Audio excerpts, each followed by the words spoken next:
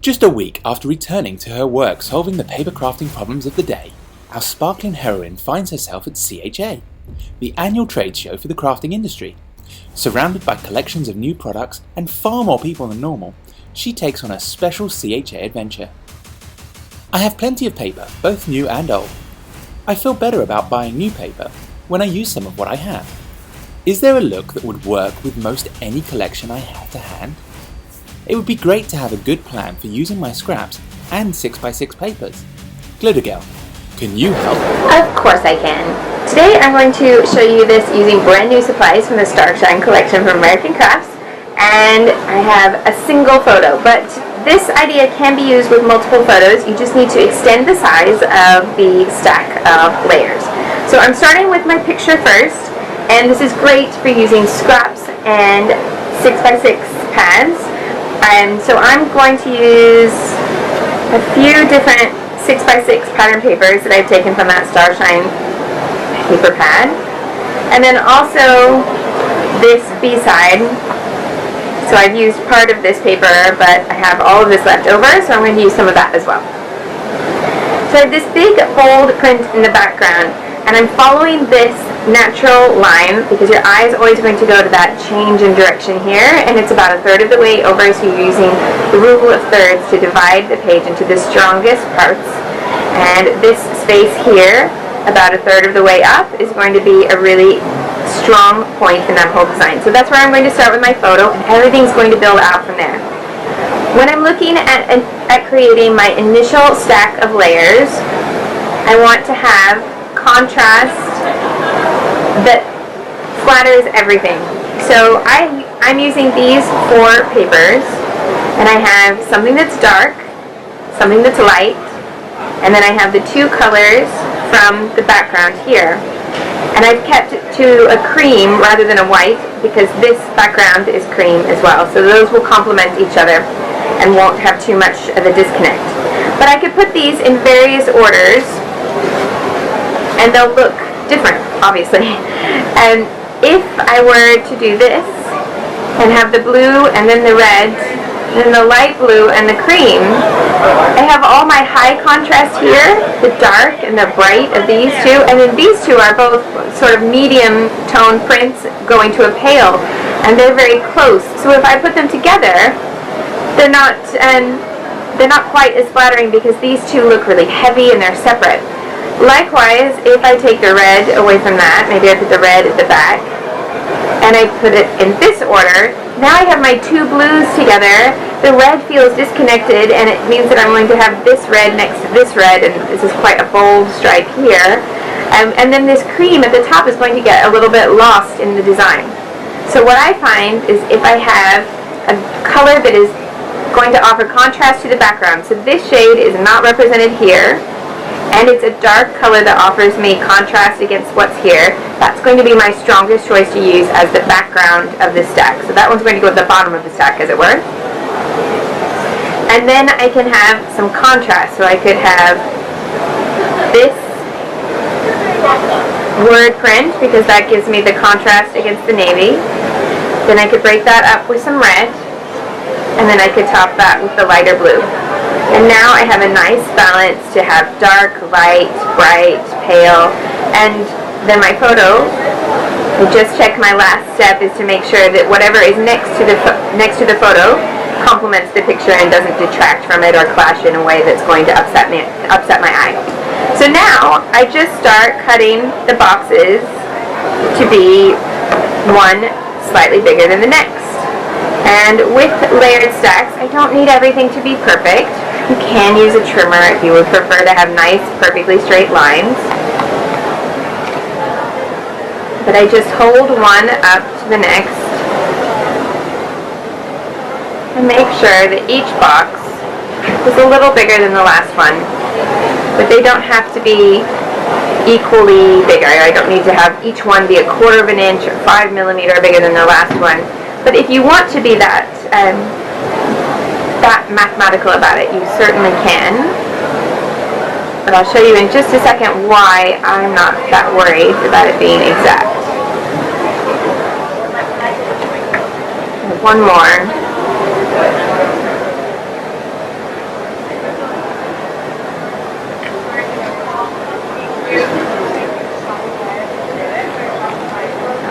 those are all my layers cut. And here's why it's not going to be important that each one is exactly the same. Many years ago when I scrapbooked and when I started scrapbooking, multiple mats was a really popular look, and we made sure that everything was exactly a little bit bigger so that you would center everything up a bit like this. We tried to get everything equal, and we even used little tools to perfectly space things out. But what I don't want is that really static look, because this is a very, very formal look. It's the way that we would mat a photo in a frame that was, a very, very important photo in a regal setting is going to be perfectly centered or offset like that. But I want something that's more casual, spontaneous, a little bit more organic or natural. So I'm going to use angles. And the important thing is that they need to be very small angles. I'm aiming for a natural look, like I'm in the middle of stacking up papers on my desk, but I haven't got to that last stage where I vertically hold them and shake them into place. I've just gathered them, and then that's where I'm going to stop. So I'm using little angles like this, and it means that I won't necessarily have each piece showing all the way around. So that means it doesn't really matter that each one is to the millimeter perfect, because there's that little bit of overlap here and there. And then my photo is going to go on the top. Now, you'll notice that I tend to put the adhesive toward the middle, and that's because my next step is always to start putting things around these edges, and I want to be able to tuck elements in to these different pieces without having to pull the whole thing up. So my next step is going to be some scraps and some word stickers. I love having the option of having a paper in two different sizes or scales. So this is the same paper, but this is as it comes as a 12 by 12 individual double-sided sheet. And this is from the 6 by 6 paper pad, which is single-sided but has everything done in that smaller format. So you can see how the design is exactly the same, except really tiny. And this means that I have the potential to add some pieces that are a little bit bigger and bolder. So I can add this little piece that says Moments Here, where this one would be a really, really tiny accent, even though it's the same piece. Or I can take something that would have been a little bit too big, like one of these squares maybe, and I can use it here in a smaller format.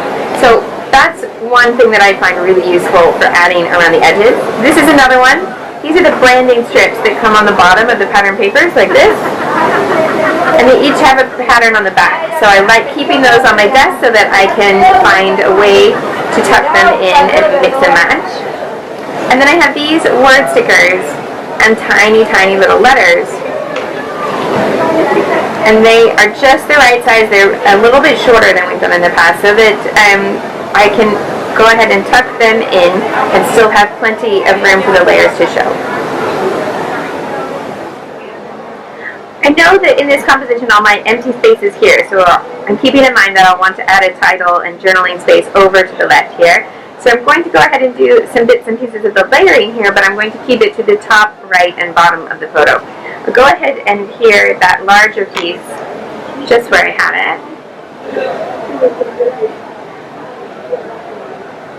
And then start with some smaller pieces. So this is that square from the 6 by 6. Here we go. So I could have a larger star if I wanted it to be from the 12 by 12, but I can choose that smaller piece from the 6 by 6. And because I'm choosing some of the colors that are already in this little stack of papers, how I had those first papers chosen so that there's that contrast means that I can have this blue separated from this blue by the red in between. Things like that work out quite well.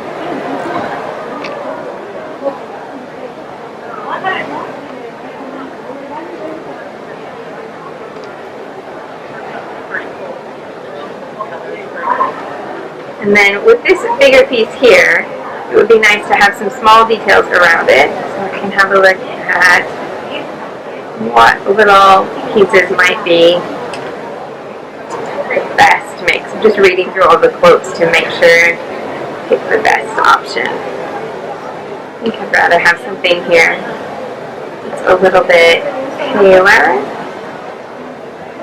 put that on the vertical. And maybe something underneath.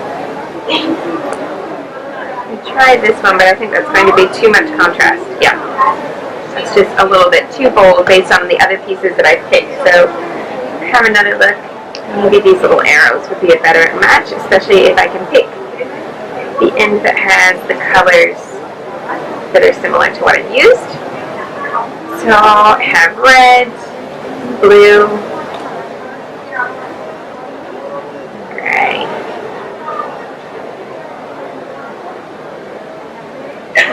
Put that right at the back, which means quite a lot of it's going to be covered, but that's okay.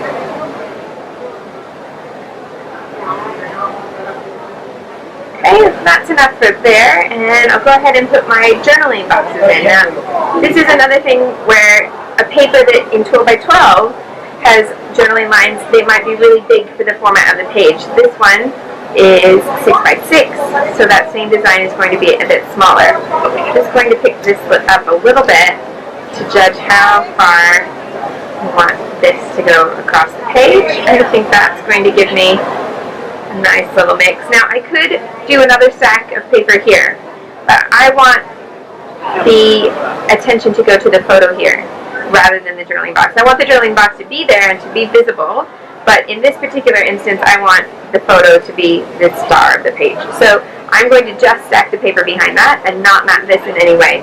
And that way the frame gives that photo a little bit more prominence.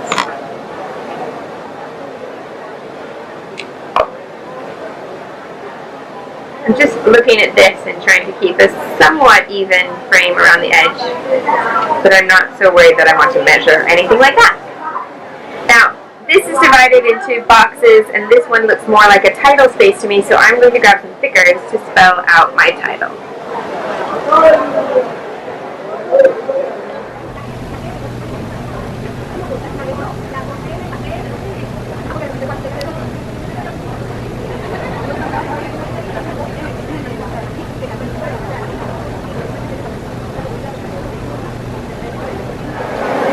Adding the title and the journaling first, before I add any embellishment on this side, gives me an idea of exactly how much room I'm going to need, rather than just kind of guessing and then maybe ending up without enough space to say what I wanted.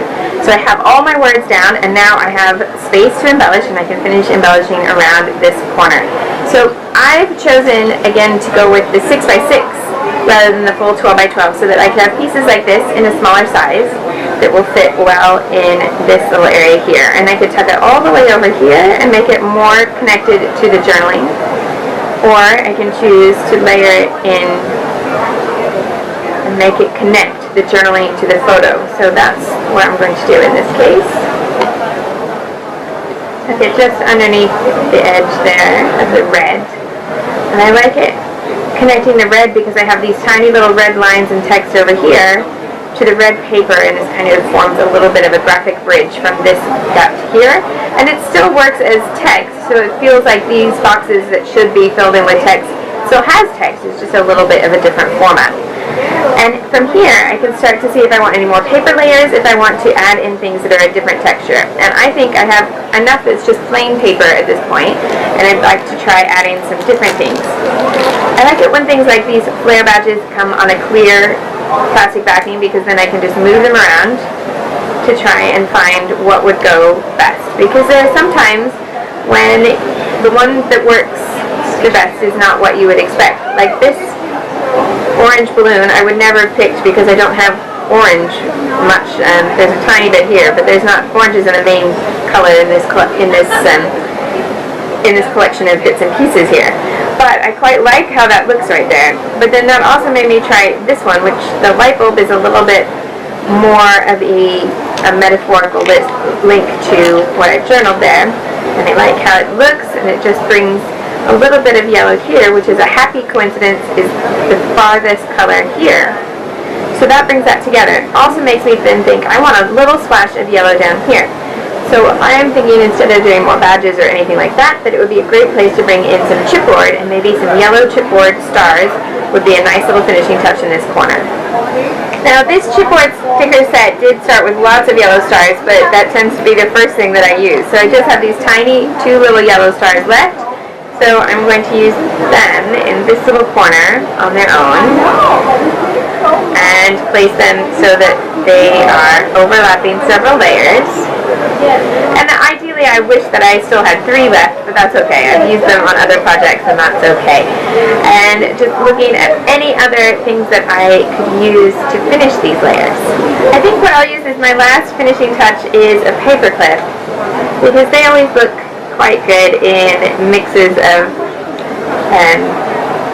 different papers, because it goes with that same idea that it looks like everything is stacked up on your desk. Well, a paperclip makes that a little bit more literal, that it looks like something that should be on your office space, on your office desk.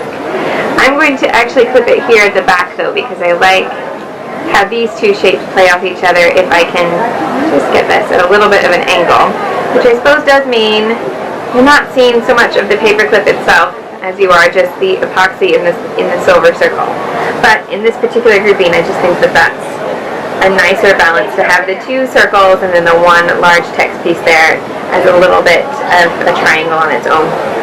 Now, of course, in a design like this, I now have all this wide open space at the top, and it might be really tempting to fill it. If I had lots and lots of journaling, I might have opted to use this as my journaling space instead. But I don't. My journaling fit really well here. And by keeping everything in this line and just leaving this open and not being tempted to put anything there is going to bring your eye directly down to the photo, because that's in the strongest place on the page now, and the journaling over to the side is going to be the secondary focus.